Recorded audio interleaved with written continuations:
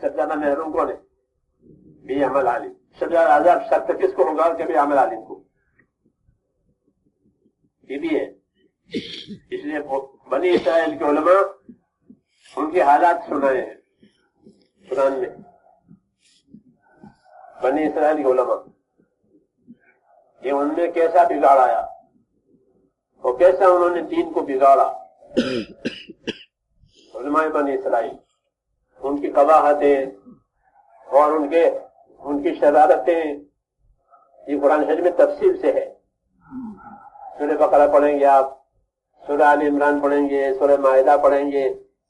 یہ کیسی کیسی شرارتیں کرتے ہیں نبیوں کے ساتھ اور لوگوں کے ساتھ, اور اپنے علم سے کیسا ناجائز فائدہ اٹھاتے ہیں, لوگوں کا مال کھاتے ہیں. اللہ تعالیٰ صاف صاف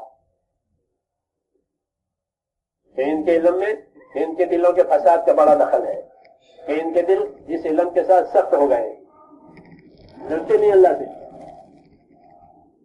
ہاں, اللہ سے ڈرتے نہیں ہے. علم کے تقاضے پر عمل نہیں ہوتا ہے تو دل سخت ہو جاتا ہے. یہ لکھا ہے علماء نے کہ جب علم کے تقاضے پر عمل نہیں ہوگا تو عالم کا دل سخت ہو جائے گا. جی ہاں, پھر وہ ہر گناہ کرے گا.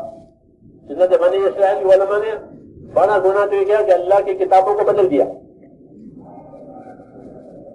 وجعلنا قلوبهم قاسیہ یحرفون الکلم عن مواضعہ. ان کے دل سخت ہو گئے ہیں اور یہ اللہ کی کتاب کو بدلتے ہیں اور نبیوں کو قتل کرتے ہیں. اس سے بڑا کیا گناہ ہوگا؟ ایسے جری ہو گئے. تو کہتے ہیں ان کا یہ امیوں کا ہم پر کوئی حق نہیں ہے. نہیں سالینا فی الامی نصیبی, ان کا کوئی حق نہیں ہمارا. یہ کہتے تھے. پھر آپس میں ان میں حسد, ان میں آپس میں حسد, اپنے تکبر کی وجہ سے حسد پیدا ہوتا ہے. علم کی وجہ سے تکبر آیا اور تکبر کی وجہ سے حسد آیا. اب حق بات نہیں قبول کریں گے. نبیوں کے ساتھ بھی حسد, حضور کے ساتھ بہت حسد کیا انہوں نے. آخر تک جادو آپ پر کیا اور زہر آپ کو دیا, یہ سب حسد کا اثر تھا. علم بگڑ گیا. کیا بگڑ گیا؟ علم بگڑ گیا. تو اللہ تعالیٰ نے بتایا کہ دیکھو انہوں نے ان کے پاس کتاب ہے, ان کے پاس علم ہے, اور ان کی حالت ہے. تو صحابہ کو کیا دیا؟ صحابہ کو اپنے علم میں تقویٰ دیا.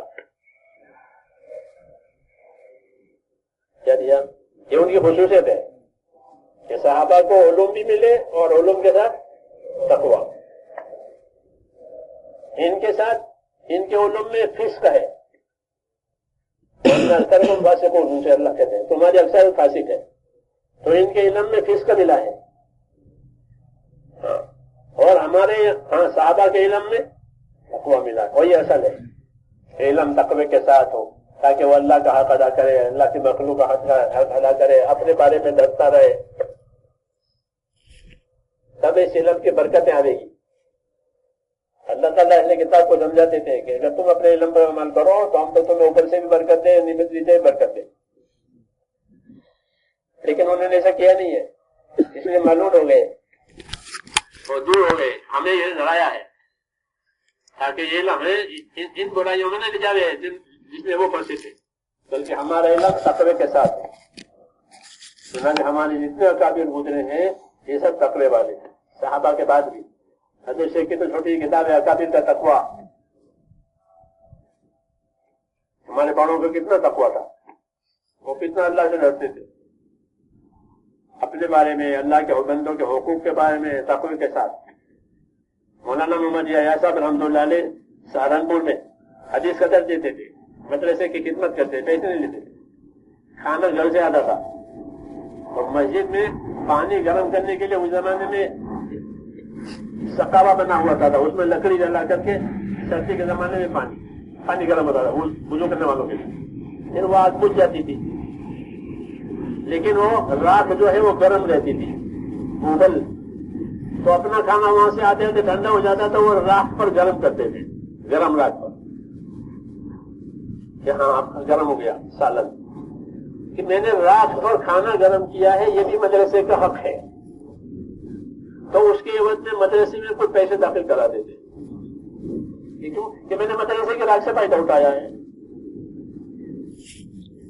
مدرسے کے راگ اجتماعی ہے, کسی کی بات کی نہیں ہے. یہ تقوی کی مثال ہے. ایسی بہت مثالیں دی ہے کہ ہم کو علم نے اتنا ڈر پیدا کرایا کہ راگ سے بھی مدرسے کی راگ ہے. حالانکہ آگ ایسی چیز ہے کہ وہ منع نہیں کی جاتی کہ دہلی پر میں آگ ہے, پانی ہے. مگر یہ تقوی کی بات تنخواہ بھی نہیں لیتے تھے. یہ اصل میں صحابہ والی ترتیب ہے کہ صحابہ نے اپنے علم میں اپنے تقوی کو شامل کیا. اللہ نے ان کو تقوی دیا اپنے علم پر عمل کرنے کی وجہ سے. اس لیے انہوں نے اللہ کے مخلوق کا حق ادا کیا, رسول صلی اللہ علیہ وسلم کی تابعداری کا حق ادا کیا, ہاں اپنی ذمہ داریاں پوری کی, محنت بھی کی, خدمت بھی کی, اخلاق سے لوگوں کو علم دیا, اکرام کے ساتھ علم دیا. کھلاتے تھے اور علم دیتے تھے. ذمہ ابو ہریرہ کہ کھانا کھا لو اور تمہاری تعلیم بھی میں کراؤں گا. جن مسائل کے لیے آئے ہو وہ مسائل میں سکھا دوں گا, کھانا بھی کھا لو ہمارا. اخلاق سے علم دیا, وہ یہی صحیح طریقہ ہے. تو ہماری میرے دوستوں ذمہ داری ہے کہ اللہ نے اس امت کو پھیلایا ہے, امت قیامت تک رہے گی. امت کو کوئی فنا نہیں کر سکتا. حدیثوں میں یہ امت قیامت تک رہے گی. تو اس امت کو دین کے تقاضے سمجھ میں آوے اور اپنی ذمہ داری پوری کریں, ان میں دین آوے اور یہ دین کی خدمت بھی کریں, یہ دین کی دعوت بھی دیں. اس لیے اہل علم کی ذمہ داری ہے کہ وہ اپنی اصلاح بھی کریں اپنے علم کے ساتھ, اور مخلوق کے ساتھ اور امت کے ساتھ ہمدردی کریں. اور دین النصیحہ کہ دین دوسروں کی بھلائی چاہنے کا نام ہے. سب سے بڑی بھلائی یہ ہے کہ ان کو دین دیا جائے, ان کو دین دیا جائے, کہ ان کے پاس دین نہیں ہے, ان کے ماحول میں دین نہیں ہے. تو ان کے ماحول میں دین آوے, ان کی زندگیوں میں دین آوے, پھر وہ اللہ کا حق ادا کرنے والے بنے, مخلوق کا حق ادا کرنے والے بنے, اپنے شعبوں میں دین کے ساتھ زندگی گزاریں. اس کے لیے حضور صلی اللہ علیہ وسلم نے علم کو حرکت دی ہے, مسجد میں بھی بٹھایا حاصل کرنے کے لیے, پھر ان کو حرکت بھی دی کہ اس علم کو لے کے پھیل جاؤ, چلے جاؤ. حضور کی خصوصیت تھی کہ آپ نے خیر کو حرکت دی ہے اور دین کو چکی کی مثال دی.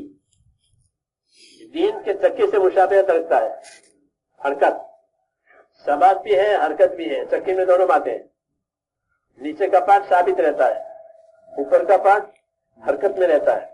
اندر کو ڈالا جاتا ہے, پھر وہ حرکت ہوتی ہے, وہ چاروں طرف وہ چیز نکلتی ہے. یہ سبق ہے کہ اپنے دین پر استقامت کے ساتھ رہیں, اپنے دین کے کام کو کوئی نہ چھوڑے. دنیا حالات کا گھر ہے, یہاں حالات آتے ہیں, اچھے حالات بھی آتے ہیں, ناگوار حالات بھی آتے ہیں. ہر حال میں اپنے دین پر قائم رہنا, اور اپنے دین پر قائم رہتے ہوئے اپنے دین کو حرکت دینا, ایمان کو حرکت دینا, عبادت کو حرکت دینا, اخلاق کو حرکت دینا, علم کو حرکت دینا. یعنی اس کی محنت کرنا تاکہ یہ چیزیں امت میں پھیلے, کیونکہ اس میں امت کا حق ہے, اس علم میں امت کا حق ہے. جیسے مال میں غریبوں کا حق ہے, یہ زکات نکالو, واجبات ادا کرو, یہ ان کا حق ہے. ایسے اس میں بھی حق ہے کہ لوگوں کو دین دو, اور دین دینے کے لیے ان میں طلب پیدا کراؤ. سب سے پہلے کہ طلب آوے, اہمیت آوے تو اس کو لینا آسان ہو جائے گا. بے طلبی کے ساتھ کوئی چیز دیں گے تو وہ ان کو ہضم نہیں ہوگی, قبول نہیں ہوگی, اس میں طلب ہی نہیں ہے. اور طلب کے ساتھ تو پھر وہ اس کی حفاظت کریں گے, اس کا حق ادا کریں گے. اس لیے طلب پیدا کرانا اور طلب پیدا کر کے دین دینا یہ اہل علم کی ذمہ داری ہے. اس سے انشاءاللہ تمام شعبوں میں دین پہنچے گا.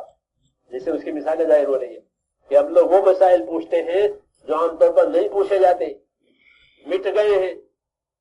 ہمارے ساتھ عرب نکلتے ہیں جماعتوں میں تو وہ پوچھے کہ میں گاڑی چلا رہا تھا اور مجھ سے غلطی ہوئی, ایکسیڈنٹ ہوا, میرے دائیں بائیں ساتھی بیٹھے ہوئے تھے, وہ مر گئے, ایکسیڈنٹ, غلطی میری ہے. گاڑی چلانے میں غلطی میری تھی, میری غلطی سے ان کی موت ہوئی ہے. تو یہ قتل خطا ہوا. قتل خطا میں شریعت کا کیا حکم ہے یہ پوچھتے ہیں.